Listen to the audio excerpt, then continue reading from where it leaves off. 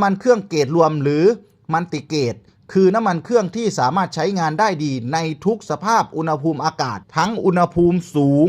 และอุณหภูมิต่ำโดยมีตัวเลขระบุค่าความหนืด2ชุดนะครับก็คืออย่างเช่น 5W30 10W40 เป็นต้นนะครับเรามาดูความหมายของตัวเลขน้ำมันเครื่องนะครับมันจะบอกถึงอะไรอย่างเช่นนะครับก็คือ 5W40 นี่ครับมันบอกถึงอะไร